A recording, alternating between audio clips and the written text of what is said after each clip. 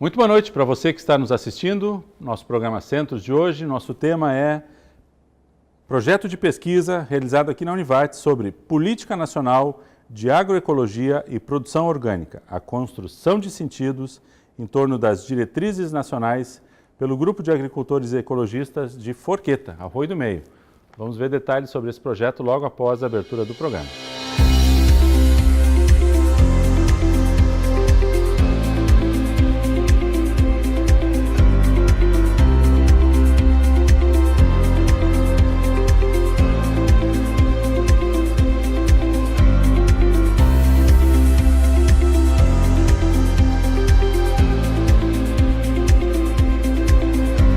Começando então o nosso programa Centros de hoje, muito boa noite novamente para você que está nos assistindo, boa tarde às nossas convidadas, estamos gravando novamente aqui na Univates. Conosco a professora Luciana Turati, que é coordenadora do projeto, também a professora Jane Mazarino, que neste projeto atua em caráter de voluntária, é isto? E a Ana Conrad, que fez seu mestrado vinculado ao projeto e atualmente iniciando também seu doutorado aqui na Univates. Repetindo o título do projeto, é Política Nacional de Agroecologia e Produção Orgânica, a construção de sentidos em torno das diretrizes nacionais pelo Grupo de Agricultores Ecologistas de Forqueta, Arroio do Meio, Rio Grande do Sul. Quer dizer, vamos debulhar esse projeto aí para a gente entender o que é que tudo está contido aqui. Começando, muito obrigado pela presença, começando com a organizadora do projeto, responsável, coordenadora, professora Luciana. Antes de falar um pouquinho sobre o projeto propriamente dito, a ideia é a gente também fazer uma pequena pincelada sobre como é que está a área de pesquisa na Univates. Nossa condição hoje de universidade, como é que está nosso processo de captação de verba, de áreas de interesse, a produção dos nossos programas, um pouquinho do seu olhar sobre essa área. Bom, boa tarde, Sandro.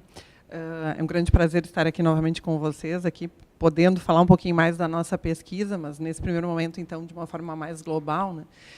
Eu falo um pouquinho mais da nossa área de conhecimento, digo nossa porque a professora Jane, que é minha parceira no projeto, também é da área das ciências humanas, né? Internamente, o cenário sempre foi favorável para nós na condição de pesquisadores, né? Uma vez que nós sempre tivemos incentivos, e isso talvez também em decorrência da nossa vinculação aos programas de pós-graduação, em nível de mestrado, doutorado, para a realização de pesquisas. Então, hoje, desde a atribuição de uma carga horária interessante para a realização dessas pesquisas, nós temos sempre um auxílio, podemos contar com auxílio interno, né? Um financiamento interno para a realização destas, né? Já dentro do contexto nacional, não se pode dizer o mesmo, né? Nós temos visto um processo de desaceleração em relação aos incentivos à pesquisa ao longo dos últimos anos. No ano passado, houve um corte significativo nas verbas para pesquisa, o que acabou acarretando e gerando inúmeros protestos por parte dos pesquisadores, talvez num primeiro momento daqueles mais diretamente atingidos, que foram os vinculados às universidades públicas, né, que sofreram de uma forma mais enfática nessa redução de cortes, mas é o cenário que tem se apresentado, né, no sentido de talvez voltar atrás naquelas conquistas que já tinha se desenhado até então, né? Quando que nós sabemos que a pesquisa é o que tem alavancado a maior parte dos países hoje tidos como desenvolvidos, né?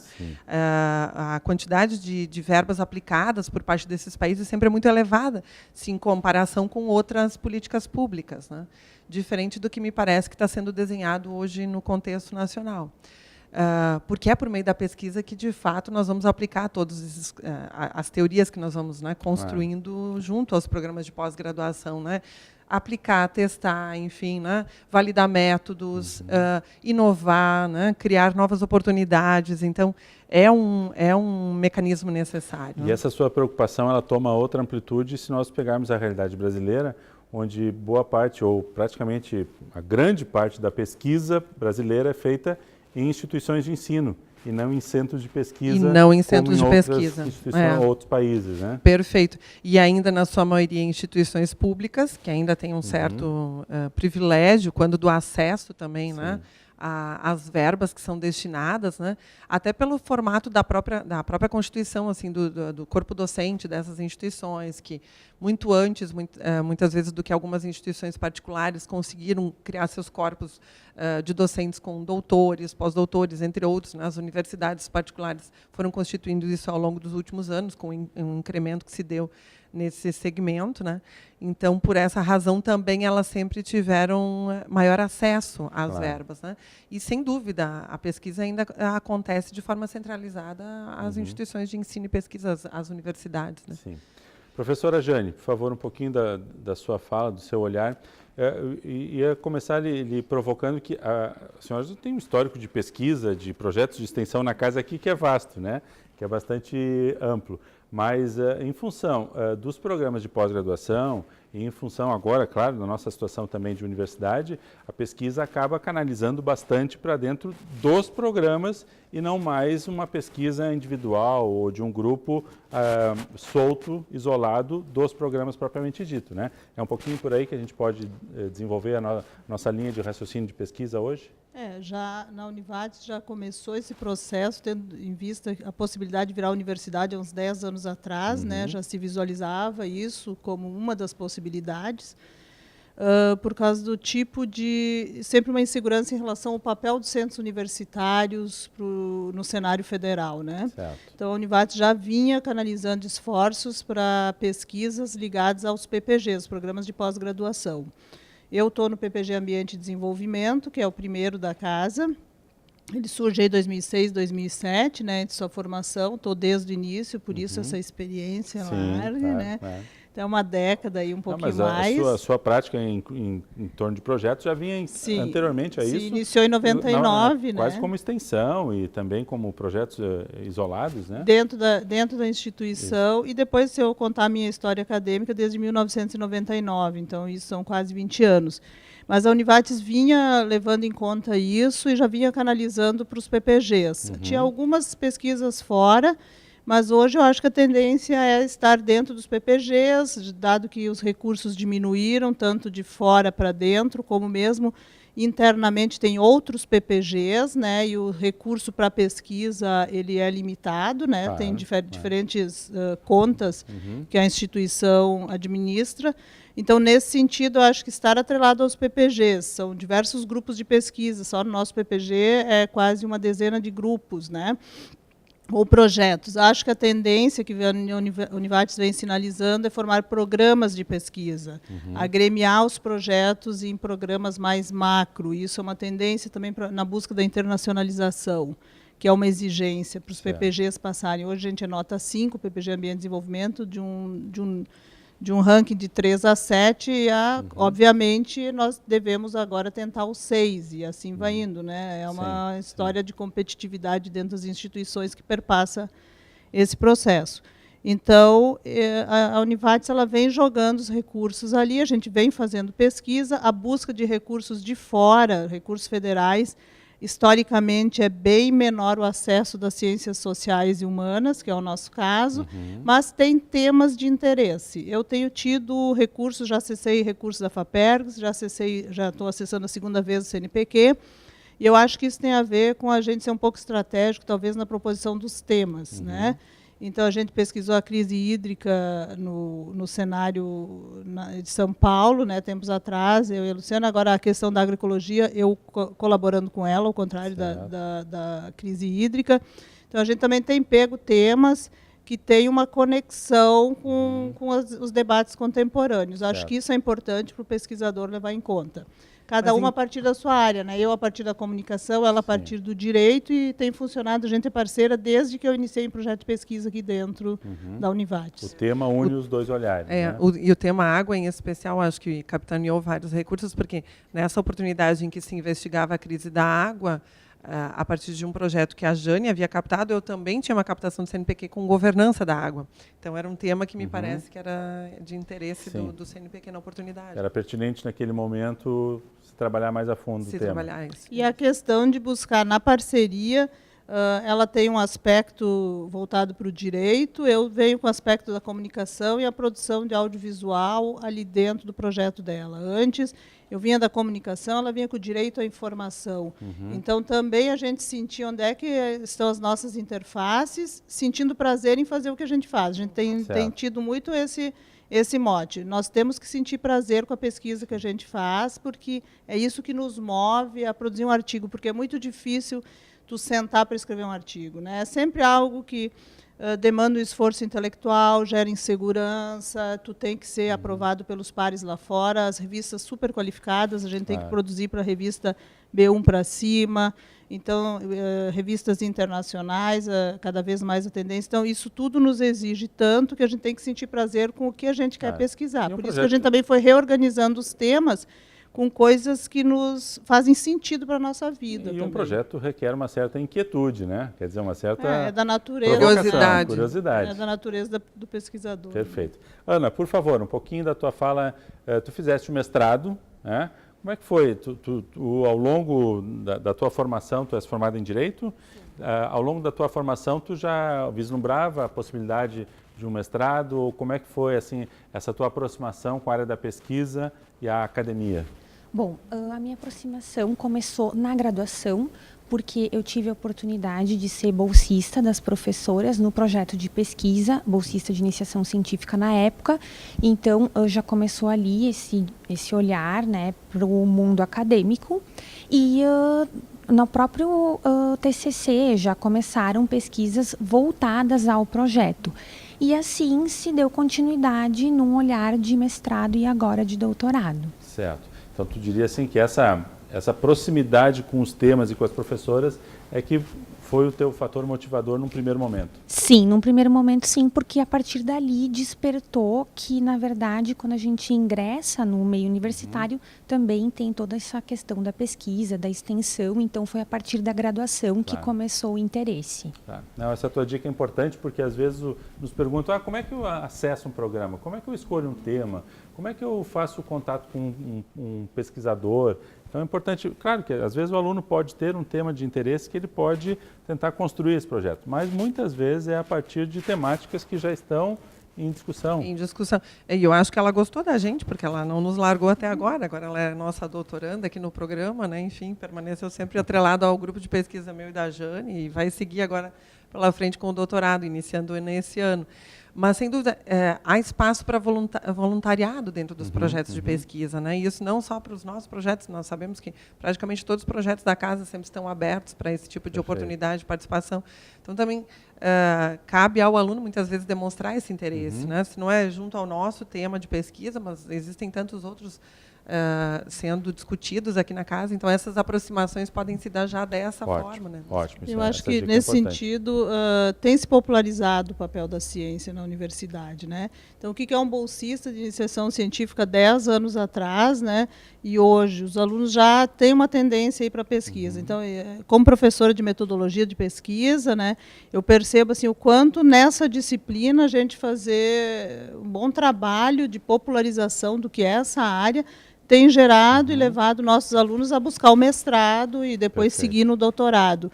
Então, essa preocupação a partir dos professores que dão disciplinas ligadas à pesquisa na graduação, efetivam a busca de bolsistas para se inserir nos projetos de pesquisa, que depois serão os futuros pesquisadores aí das universidades, né? Perfeito. Fechamos o primeiro bloco. No segundo bloco, vamos falar um pouquinho mais especificamente desse projeto. Esse título gigante. Esse título, tantas ideias que estão aí, de onde é que surgiu e para onde ele está caminhando. Já voltamos após o nosso intervalo.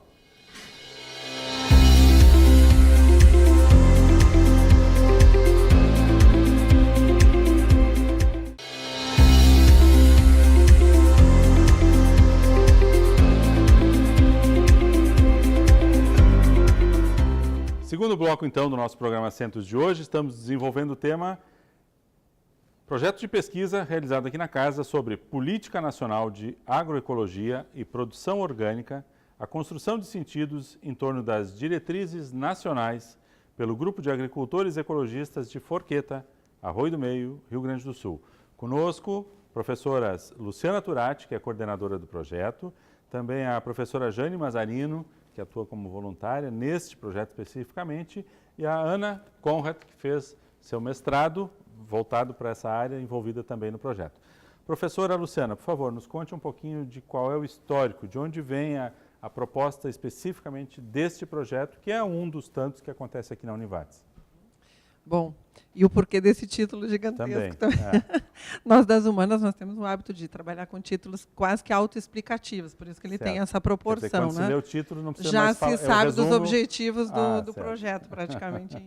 E isso é uma caminhada minha, eu já melhorei, porque era pior, eu já trabalhava com títulos maiores. Certo. Mas vamos lá.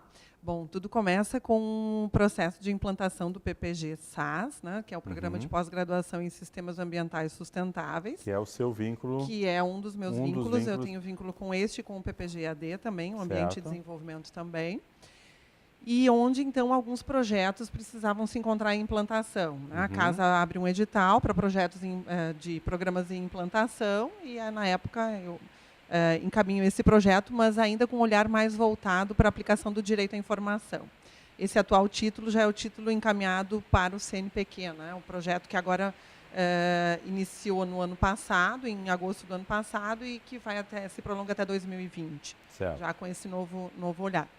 Mas ele vem, então, já nesse primeiro momento, tentando investigar, objetivando investigar quais seriam os sentidos, então, que esse grupo em especial, né, desses agroecologistas, que é um grupo consolidado aqui na região, dos primeiros grupos a possuir certificado de produção orgânica, um grupo já com uma gestão diferenciada. Então, daí também o porquê que ele foi escolhido como grupo focal, né, para o projeto de pesquisa. Então, quais seriam os olhares? A atuação do grupo já é prévia ao projeto? Já é prévia ao projeto, sim, bem anterior ao projeto. O grupo já existia bem anterior ao projeto. Então, a proposta era de investigar quais seriam os sentidos que eles viriam a atribuir às propostas desenhadas na Política Nacional de Agroecologia. Qual era a inquietação e qual ainda segue sendo a inquietação? Dentro do contexto brasileiro, muitas das nossas legislações e até mesmo políticas nacionais, como essa, que é uma proposta de uma política pública, acabam sendo desenhadas, muitas vezes, sem a contribuição desses grupos, né? Ou sem a participação efetiva deles, quando da discussão dos textos finais. E isso faz com que se gere um certo distanciamento entre a política proposta e as atividades envolvidas pelos grupos, o que acaba acarretando, na maior parte das vezes, na ineficácia dessas políticas públicas. Então, por essa razão, se propôs investigar se, independentemente deles conhecerem o que estava posto efetivamente nos princípios e nas diretrizes nacionais do decreto que aprovou essa política nacional, se a orientação que eles possuem no trabalho de campo se assemelha à proposta ou se aproxima da proposta. Certo. Então, essa é a intenção maior, digamos assim, do projeto de pesquisa. E, claro, que, em meio a isso, também se busca investigar o conhecimento deles e as informações que eles possuem sobre outras legislações ambientais que são aplicáveis de forma direta ao contexto deles, como a questão da Política Nacional de Recursos Hídricos, a legislação, a Convenção da Biodiversidade e tantas outras normas que se aplicam ao contexto deles. Uma primeira pergunta, assim, um primeiro olhar. A gente hoje presencia, vislumbra várias iniciativas dentro dessa política de produção, agroecologia, produção orgânica. É muito comum se dizer, olha, isso é um modismo, isso é uma tendência que está acontecendo. Mas mais do que um modismo, mais do que uma tendência, tanto por parte de quem produz quanto de quem consome, há por trás uma política, então, nacional, uma legislação que tenta estimular esse tipo de conduta. Sim, há uma política desenhada para isso, né, estabelecida com diretrizes, com propostas para a construção de um planejamento em torno desses princípios, mas é claro que, como uma política, ela por si só não se basta, né? Sim. Há necessidade de que ela seja conhecida por todos, e também de destinação de verbas e financiamentos, que talvez seja a maior carência hoje para esse segmento, que quando concorre, né, com outros setores, por exemplo, da agricultura convencional hoje, para a busca de financiamentos, concorre nas mesmas condições, né? Não tem nenhuma diferenciação no trato das taxas de juros, no montante a ser acessado, entre outras. Então, novamente, como em várias situações no contexto nacional, a política nós desenhamos, né? Agora precisamos sair desse universo mais formal para aplicação. Professora Jane, o seu olhar sobre a área, como é que se dá a questão da comunicação ou da produção, é um audiovisual, é isso? Que faz essa complementariedade à questão legal. Bom, meu projeto de pesquisa dentro do PPGAD, ele trabalha com a linha da educomunicação como estratégia de intervenção. Certo. Então, a gente usa o audiovisual como uma estratégia de intervenção para levantar daí dados sobre que sentidos as pessoas fazem em relação a determinados temas, ou como as pessoas significam para si mesmas sua relação consigo, com o outro e com o meio, pensando isso como uma ecologia de saber. Uhum. No caso da parceria com o projeto da agroecologia, a gente focou nesse grupo de agroecologistas, que faz 20 anos que vem atuando no Vale do Taquari. Já tem 20 anos o Ele grupo. tem 2 décadas. Nossa. Ele veio muito a partir da vontade dessas mulheres, né? São 8 mulheres, e da assessoria da Emater na época, que persiste até hoje. Agora outras organizações que assessoram eles, o CAPA e várias organizações, né? E também certificadoras, né? Porque elas são certificadas. Então, a estratégia do audiovisual, ele levanta dados e, ao mesmo tempo, ele potencializa o empoderamento do grupo onde a gente intervém. Então, são audiovisuais amadores, entra na linha de um cinema educação não formal, cinema amador, cinema comunitário, cinema ambiental. É nessas interfaces, então, que eu trabalho.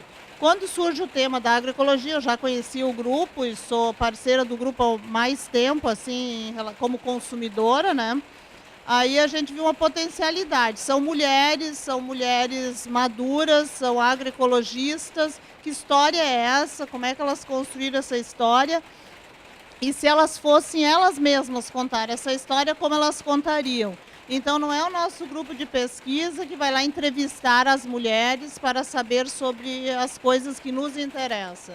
Mas é o contrário. A gente convidou essas mulheres para ver se elas gostariam de fazer um filme que perpassasse a questão da agroecologia. Elas tendo aceitado, a gente disse só que tem uma coisa, é vocês que farão o filme sobre isso e a gente vai mediar esse processo. Então, o que aconteceu? A gente falou um pouquinho do que era a pesquisa, a gente falou um pouquinho sobre o que é um filme, essa questão do amadorismo, né, que tudo é livre, mas que tem algumas questões técnicas. A gente falou um pouco de planos, ângulos, enquadramentos em uma tarde. E aí elas solicitaram ficar com a filmadora para brincar com ela. Elas ficaram com a filmadora de novembro, ficaram 4 meses com a filmadora, coletando imagens livremente. E, além disso, a gente foi realizando encontros para a construção do roteiro e depois para a coleta de imagens com outras filmadoras que a instituição, a Univates, proporcionou, e o meu grupo de pesquisa. E a gente terminou a coleta e vai começar a edição. Elas construíram um roteiro completamente participativo.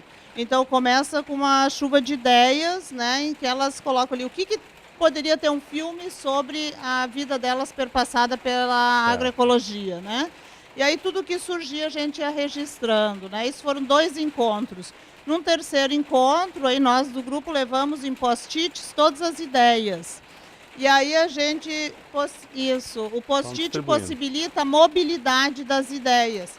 Então elas foram construindo o que seria o início, o meio, o fim, que elas já tinham previsto. No início a gente poderia começar com a história do grupo, no meio as nossas práticas e no fim a divulgação e como o grupo está hoje, até ele ser jogado no YouTube o filme, né?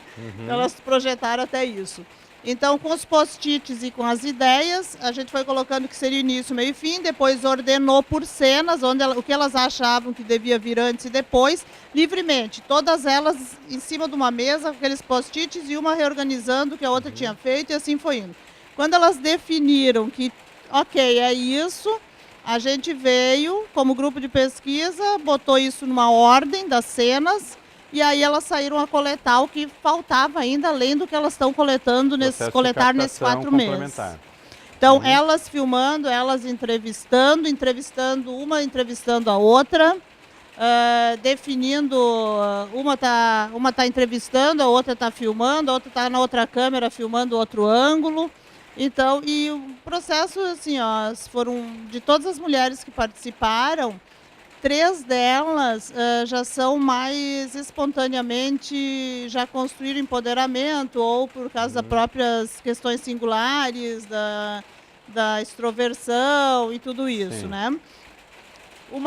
Tomam à frente um pouco do processo. Tomam mais como já é da característica natural delas. Mas há uma pessoa que a gente teve o prazer de observar como que de um processo tímido em relação aos equipamentos, porque eu mesma, né, que sou da área da comunicação audiovisual, nunca foi a minha área, né, passa a ser a partir da pesquisa, como ela vai perdendo essa timidez, se aventurando ao uso do equipamento, como a insegurança vai dando lugar a um certo deslumbramento e um prazer. Então, a gente poder observar isso no processo de pesquisa é o meu foco. Nessa coleta toda de imagens, de dados, de entrevistas, de falas que surgiram, que foram todos gravados e registrados e etnografados, né, em relatos de pesquisa, a Luciana vai ter dados para ver em que medida essa problematização em relação à política pública que ela faz surgiu espontaneamente. Então, a gente está fazendo... É um processo que ele projeta o empoderamento das mulheres, a possibilidade de uma aprendizagem em educação ambiental e na apropriação das mídias, a possibilidade de nós pesquisarmos como se dá a apropriação das mídias, o que atravessa isso, da singularidade delas, e para a professora Luciana também verificar como espontaneamente esses sentidos surgem, aquilo que está pré-estabelecido na legislação. Legal. Até porque, sim, normalmente, a coleta que se executa nas nossas áreas, em especial na minha área de conhecimento, ela se dá por questionários, por entrevistas estruturadas, semi-estruturadas. Nós entendemos que, quando se convida alguém para participar de uma oportunidade dessas, há uma certa composição daquele momento, né? A pessoa fala o que ela imagina que o outro queira ouvir, querendo ou não. Não há uma espontaneidade o tempo todo presente nesse tipo de... Há uma seleção. Já nessa forma, não. Nesse método, não. E no ano passado, eu e a Ana tivemos a oportunidade de participar de um congresso brasileiro de agroecologia, que é tido como referência no tema, e nós participamos da mostra de cinema que aconteceu. E vimos lá, visualizamos vários curtas, longas sobre agroecologia, brasileiros, da Nova Zelândia, da Noruega, de vários outros países, enfim. E o que chamou a atenção é que ali nós também fizemos questionamentos acerca das metodologias empregadas para a composição. Naquela oportunidade em especial, nenhum dos diretores mencionou um processo participativo de composição do documentário ou do vídeo, né? Então, a gente não pode assegurar que é totalmente inovadora essa metodologia, mas que há uma tendência a ela se manter assim. Ele não é inovador enquanto processo de apropriação das mídias, porque a educomunicação ela surge em 99 como área, mas isso vem da década de 70, que é o elemento participativo. Paulo Freire traz e todo esse paradigma freiriano aí explora bastante. Nessa área, mas com essa temática. Como uma estratégia de investigação e coleta de dados e produção de dados é inovador. Certo. E eu queria falar uma coisa em relação... Fechamos o segundo bloco. Podemos deixar para o terceiro bloco? Sim, podemos deixar. Falar em questão da interdisciplinaridade que esse tipo de prática de pesquisa representa. Ótimo. Começamos com isso e daí eu quero ouvir o relato da Ana. Como é que foi tua linha do mestrado vinculada a esse projeto, ok? Já voltamos.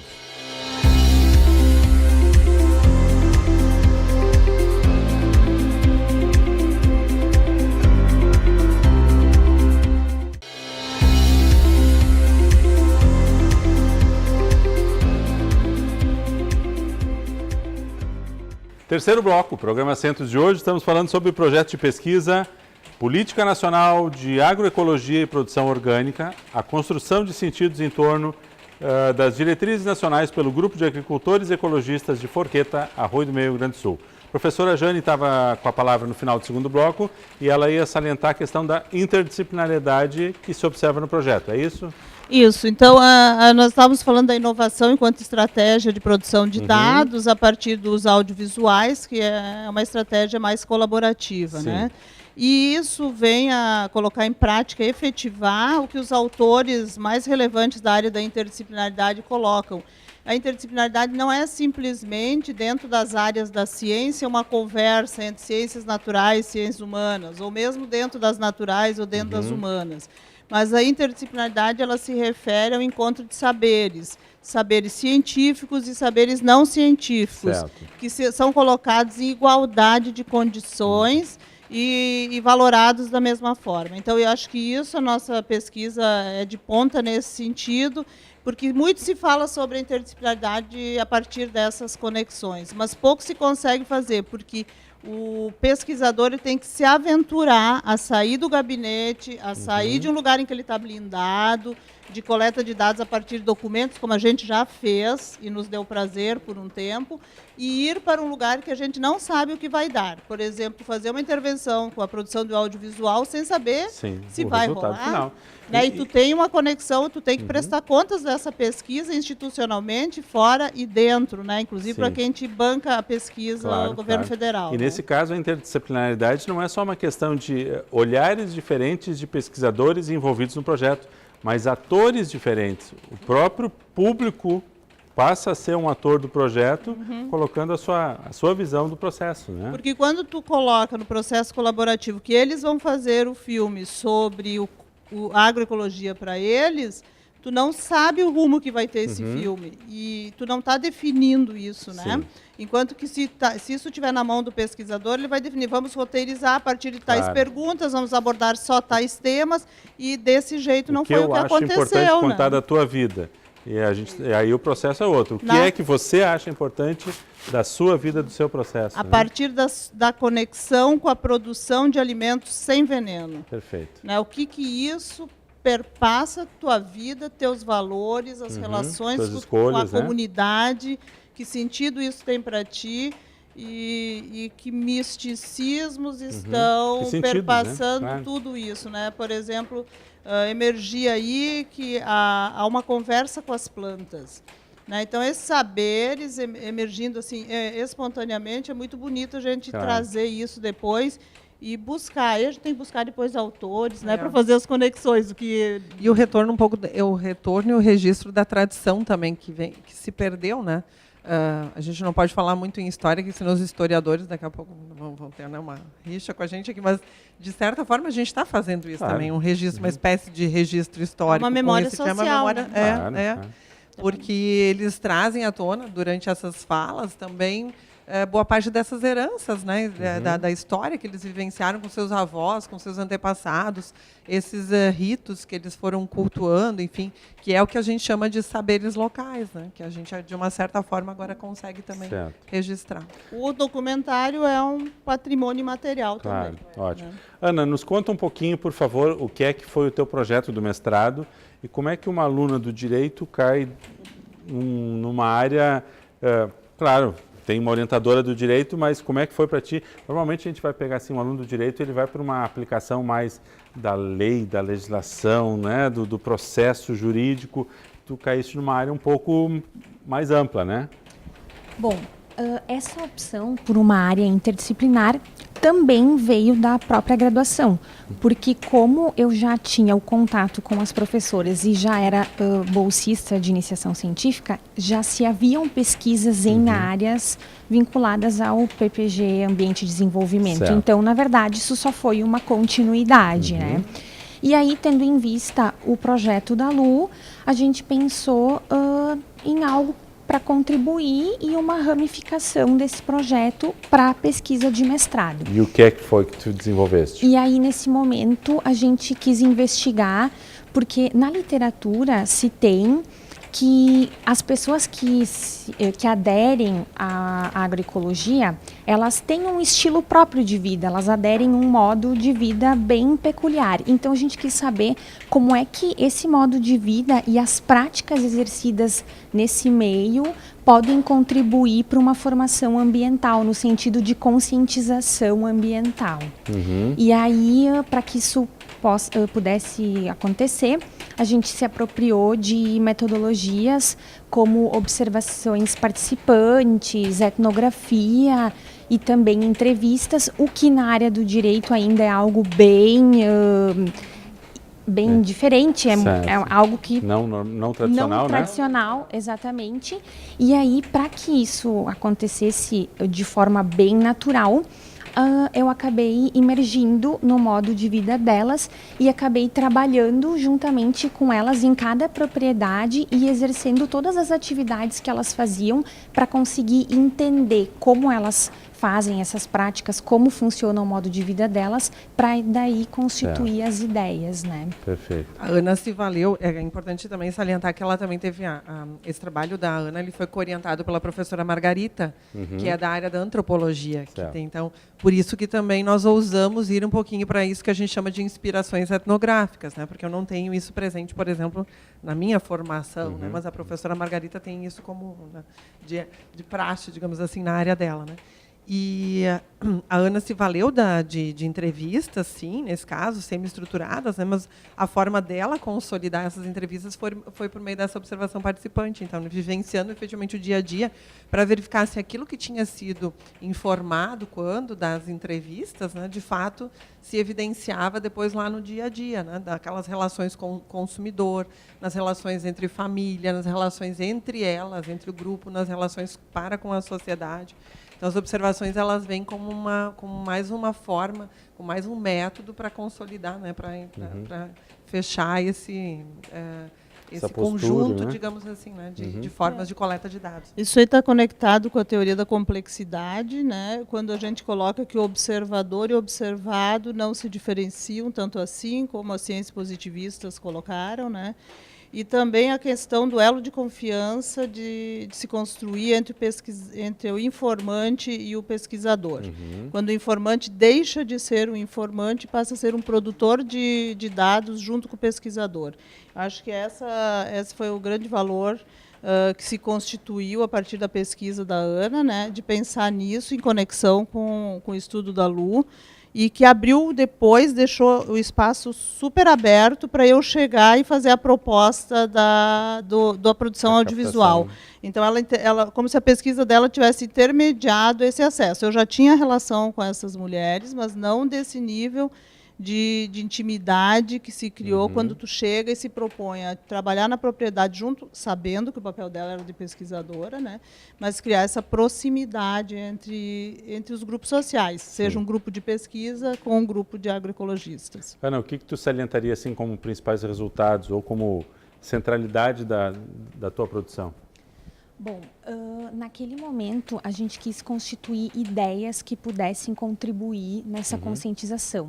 Mas hoje eu vejo que, além dessas ideias que elas se referem à proteção socioambiental, equidade, solidariedade, até espiritualidade, porque, na verdade, foram todas as ideias vindas delas e do modo de vida que elas têm para si e para sua família.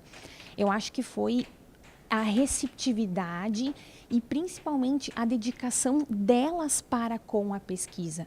Porque no primeiro momento, quando havia uma entrevista, por mais simples que fosse, mais tranquila, ainda se tem um olhar formal, uma entrevista gravada, tem que assinar um termo.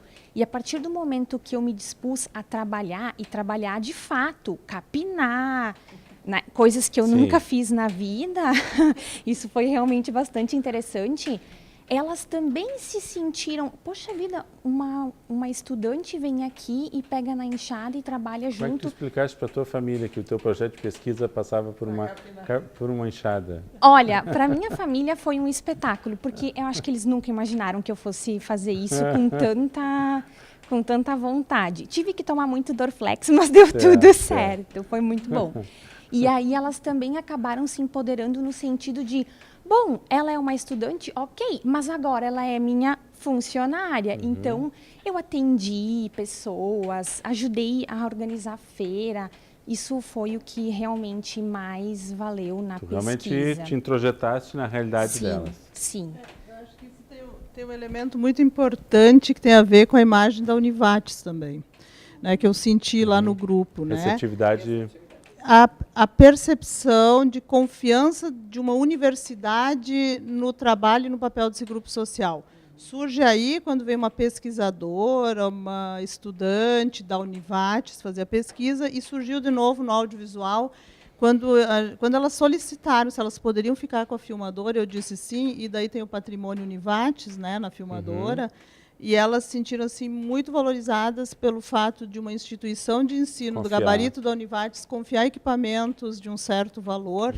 E eu acho que isso são coisas assim, muito singelas para nós, mas para elas muito importantes e que fazem reconstituir a própria imagem da instituição para nós, como fez para elas. Assim, eu acho que isso também é um elemento importante. Quanto uma pesquisa, efetivamente ajuda a construir uma imagem institucional.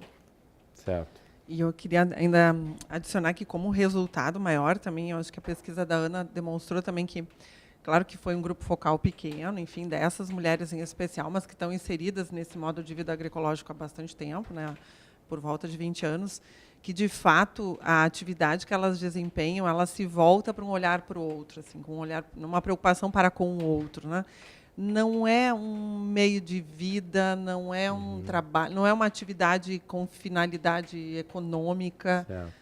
Pelo contrário, né? É um modo de vida voltado para uma constituição coletiva, efetivamente. Uma demonstração de valores. Esse é o diferencial que elas demonstraram ao final aqui de todos os dados que nós coletamos, né?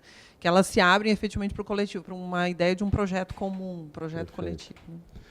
E desde o início também elas constroem a tabela de valores delas, dos produtos que elas vendem, equiparado aos produtos convencionais do supermercado. Acho que é importante dizer em relação a isso que a Luciana está dizendo. Não acima e não, nem abaixo. Que valida o que a Luciana está dizendo. Sim, nós ouvíamos, por exemplo, né?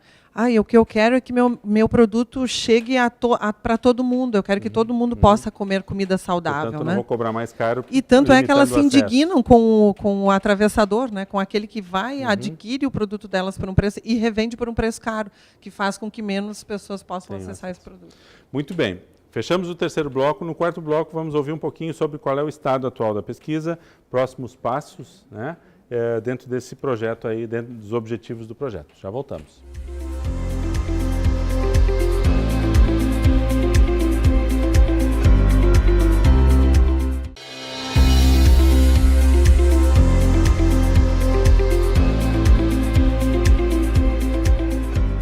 Muito bem, quarto e último bloco, nosso programa Centros de hoje. O tema é projeto de pesquisa, a Política Nacional da Agroecologia e Produção Orgânica, construção de sentidos em torno das diretrizes nacionais pelo Grupo de Agricultores Ecologistas de Forqueta, Arroio do Meio. Professora Luciana, um pouco da professora Jane, também a Ana, qual é o estado atual do projeto, quais são os próximos passos? E vou aproveitar para já fazer uma outra pergunta que vocês podem botar junto nessa resposta. O grupo tem 20 anos. Provavelmente a política nacional é posterior a isso, é mais recente. Como é que vocês têm percebido, então, esse sentido? A política hoje, nos primeiros olhares de vocês dentro dessa transição, dessa captação que vocês fazem, reflete um pouco o que o grupo pensa? O grupo se vê representado nessa política ou há uma dissintonia aí? Distanciamento. Não, ela reflete de fato, né? Alguns dos princípios que estão previstos ali nas diretrizes nacionais da política, que é mais recente, de fato, estão direcionados, por exemplo, à ideia do trabalho justo, às relações de gênero, a preocupação com as relações de gênero, né? Às atividades dos jovens, né, nesse meio, ao respeito para com a natureza, para com a biodiversidade. Então, nesse sentido, a caminhada que o projeto já tem demonstra uma aproximação, né? E para ver como não necessariamente o grupo precisava estar compondo o grupo que discutiu as diretrizes nacionais para ter uma proximidade. Provavelmente porque essas também já foram traçadas a partir de toda a teoria, que está muito vinculada também à lógica da permacultura, que já tinha princípios muito orientados para essa valorização da convivência, né? E o equilíbrio para com a natureza e para com a terra, né? Então, há uma proximidade, sim, né? Hoje a pesquisa já tem um resultado, né, de toda uma avaliação do estado da arte, pronta, submetida na condição de artigo. Tem o trabalho da Ana, então, que está concluso com toda essa relação desse modo de vida agroecológico para fins da questão da preservação ambiental e para um olhar voltado para a cidadania ambiental. Eu tenho duas outras pesquisas acontecendo, uma que se direciona também para a identificação do pagamento por serviços ambientais, que é hoje um instrumento econômico que veio muito forte a partir da Rio+20, e nós estamos investigando em que medida ele pode se colocar como um mecanismo que permite uma transição mais fácil da agricultura convencional para a agricultura agroecológica, porque ele serviria de estímulo então econômico para essa proposta, né? E um outro aluno que está investigando a questão das hortas comunitárias lá na Paraíba, mas também que se conecta às ideias dessa pesquisa, né? Então, afora isso, depois a professora Jane pode comentar um pouco mais, né? O documentário, que é uma meta importante desse projeto, está em fase de finalização, agora já também, né? Então, com isso consolidado, a ideia é produzir vários outros artigos a partir dali, porque todo esse processo gerou, como a Jane comentou, cartografias, e essas agora vão ser avaliadas para ver o que aflorou a partir dessas falas mais naturais e espontâneas, né? Então, tem muita coisa ainda pela frente, até porque nós temos até 2020 ainda com o apoio do CNPq para investigar, né? Professora Jane, o processo, então, da produção do vídeo está agora, captação já encerrada, é mais edição e tentar tirar elementos aí desse material. O processo, agora nós vamos marcar uma reunião em abril, onde a gente vai mostrar para elas todas as imagens que elas coletaram. Brutas ainda.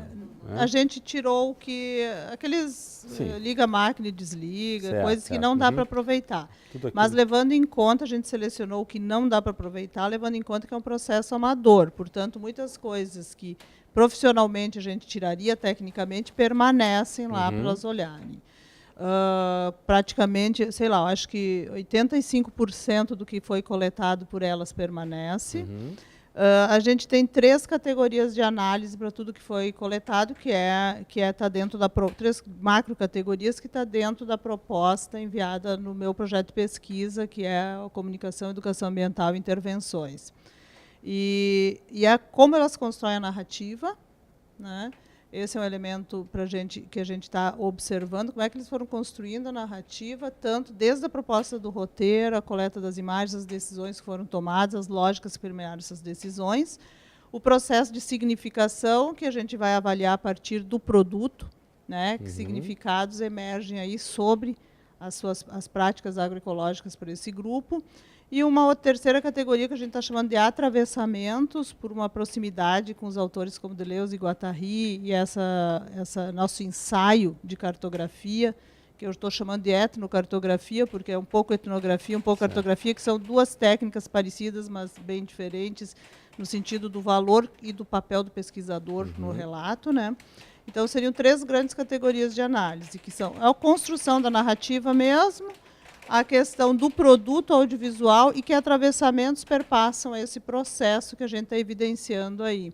Uma das coisas que estava analisando dados com outros grupos, que a gente tem efetivado essa mesma metodologia, e uma das coisas que está aparecendo é que o acesso à tecnologia, se apropriar da tecnologia, ela pode ser um elemento de efetivação de um processo participativo, de maior engajamento. Então, pode ser estratégico trabalhar com as tecnologias para gerar engajamento em grupos sociais. E diante tanto do efeito como do fascínio que as imagens têm na nossa cultura hoje, né, que praticamente a gente só anda de smartzinho aí, né, passando imagens, ainda mais efetiva deve ser esse processo. Então, são vários insights e elementos que estão surgindo, estão se evidenciando aqui e ali, mas que se encaixam nessas 3 grandes categorias de análise. Os atravessamentos têm a ver como é que isso perpassa a singularidade delas, como é que isso bate, como é que isso toca, como é que essa experiência toca elas, né? Então, uma índole mais sensível, mais subjetiva. A questão das significações é mesmo da história que querem contar. E das narrativas é mesmo dessa relação com a tecnologia e com o que ela possibilita contar. Claro. Além de poder possibilitar contar, vai ter também um material que vai ser compartilhado, né? Quer dizer, vai ser visto, vai ser assistido. A ideia é compartilhar, inclusive, em mostras, né? Porque nós temos várias mostras hoje em dia por aí, no Brasil afora, né? Perfeito. Ana, e o teu projeto, tu começaste um doutorado, como é que está a tua atuação? Não mais diretamente nesse projeto, mas tu levas um pouco da metodologia e da experiência para novas situações agora? Sim, o que restou dessa pesquisa, né, no caso das metodologias, eu vou utilizar no doutorado, só que daí num outro segmento, mas sempre com esse olhar mais participativo, tentando inserir-se no meio onde ocorrerá a pesquisa. Uhum.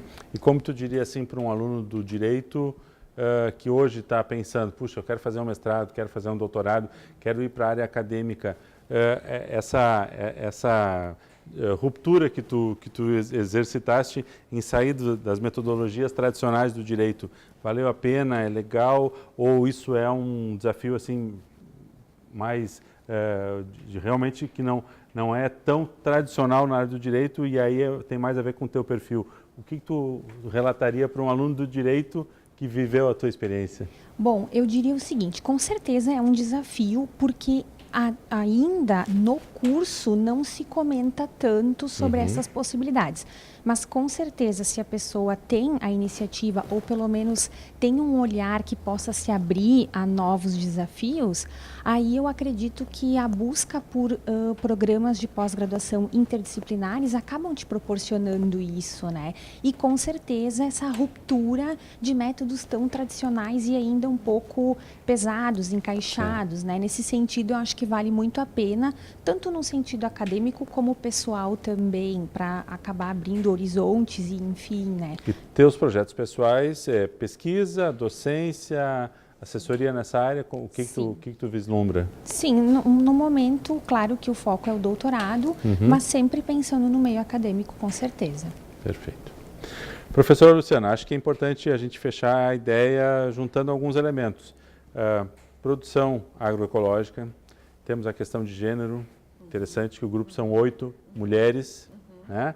As posturas, né? Ideias não só de produção, mas de conceito, de religiosidade, de respeito, de integração. Quer dizer, temos aí vários elementos que são elementos bastante contemporâneos, né? E até inovadores, né? O que demonstra isso que a Jane pontuava antes, né? Essa ideia da complexidade, né? Querendo ou não, às vezes a gente fala disso muito na teoria, em especial no PPG-AD, a gente trabalha bastante com autores que tratam dessa questão, e aqui a gente vê a complexidade na prática, né? Efetivamente, né, como diz a Jane, esses atravessamentos, enfim, em relação aos mais diversos temas e áreas, né? E, ao mesmo tempo, essa aproximação em torno, aplicado, em torno de um objetivo maior. E por essa questão também, agora o projeto segue discutindo também, teoricamente, um pouco dessa ideia do que a gente chama de descolonização de saberes, né? É um termo empregado pelo Boaventura de Souza Santos, enfim, quando ele discute essa necessidade de nós, da América Latina, nos desapegarmos um pouco das orientações do Norte, né? No sentido da construção teórica, até porque nós temos muito a contribuir. A Jane falava antes, né, desses saberes, também da importância do diálogo de saberes, né, que não é um diálogo de saberes científicos, mas é do científico com o não científico. Né? E isso está bem presente nesse grupo, e por isso também um dos propósitos é tentar, de uma certa forma, registrar esses saberes por metodologias diferenciadas. A proposta é deixar um caderno para que elas venham anotando, com o passar do tempo, todo esse conhecimento e essa herança que elas receberam dos seus antepassados e que vem aplicando hoje na agroecologia, para depois se poder criar uma forma de registro. Ainda não sei muito bem como, mas como a Jane está no meu grupo de pesquisa e ela é extremamente criativa, ela ainda vai pensar em alguma forma, provavelmente. Provavelmente não vai mais ser vídeo, mas a gente vai identificar alguma forma de apresentar isso depois para a sociedade, também para a comunidade, para compartilhar isso, né? E, então, teoricamente, a ideia da descolonização dos saberes que a gente quer enfrentar. E, sim, nós vamos nos voltar também, agora, num outro momento, para a aplicação de entrevistas também, para direcionar, aí sim, né, essas falas delas para as diretrizes da política nacional. Então, primeiro nós vamos identificar a partir das cartografias o que surge espontaneamente e depois por meio de entrevistas, e depois pretendemos cruzar essas informações. Claro. E é importante a gente fazer referência também para a informação de quem está nos assistindo, de que o projeto não é só pesquisa, não é só saberes. Há um braço já aplicado, prático e conectado com a nossa realidade de consumidores que é exercitado 2 vezes por mês aqui dentro da própria Univates, né? Sem dúvida, que é a nossa feira agroecológica aqui da Univates, né, que é quinzenal agora, né? Vem desse início de trabalho da articulação aqui dos agroecologistas no Vale do Taquari. Nós temos uma associação que também dá um grande apoio para esses agroecologistas, que é a AVT, né? A AVT, né? E que demanda isso junto a esse grupo, e essa demanda se aproxima do nosso grupo de pesquisa, e isto vem para a instituição, e depois aqui a divisão de sustentabilidade da instituição compra essa ideia e efetivamente consegue torná-la, né, algo efetivo.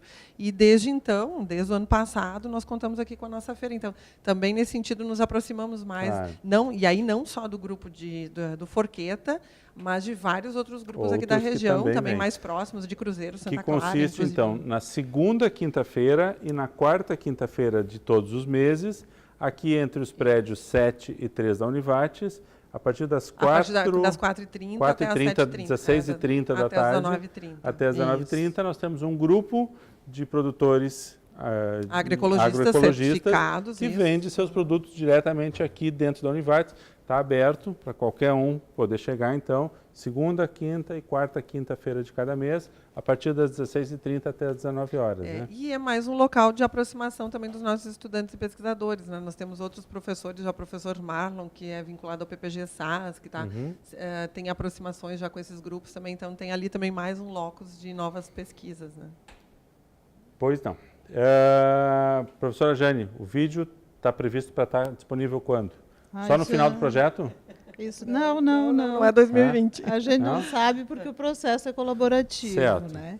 Então mas, a princípio, o que acontece? A gente vai passar as imagens para elas definirem se a sequência idealizada no roteiro inicial permanece, e elas vão dizer que sequência e como deve ser feito, ou o processo técnico da edição vai ser feito pelos bolsistas, porque não tem essa vontade ou possibilidade de se envolver tanto no processo de produção.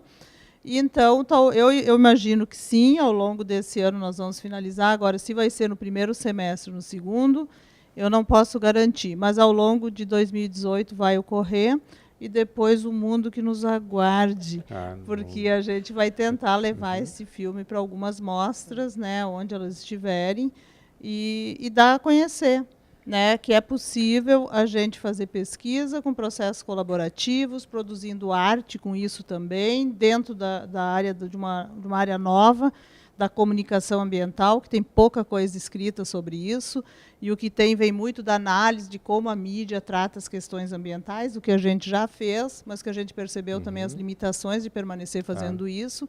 Então, agora, o mundo que nos aguarde. Nós brincávamos no início da pesquisa que a ONU um dia saberia quem são Jane Mazarino e Luciana Turati. A Univates, principalmente, né? Bancada pelo CNPq e pela FAPERS. Fazemos votos que isso aconteça logo, e estamos fazendo o nosso papel divulgando o projeto aqui. Contribuindo para a divulgação. Exatamente. E a audiência que permaneça ligada, porque por aqui... Nos ajude a difundir o nome dessas pesquisadoras para a ONU. A gente podia abrir um hashtag Luciana e Jane na ONU, alguma coisa assim, né? As pessoas... Muito bem, muito legal, muito bom. É bom a gente saber, nós vamos fazer isso com mais frequência, trazer não só ações institucionais, mas também projetos de pesquisa para que você conheça o que é que está sendo feito aqui, qual a conexão que a Univates tem com a nossa realidade, como é que isso é tratado não só academicamente, mas também no mundo prático empírico. Muito obrigado, parabéns pelo projeto. Obrigada. E agradecemos principalmente a você que nos acompanhou no programa de hoje. Voltaremos na próxima semana com um novo tema aqui, TV Univates, Programa Cenas. Até lá!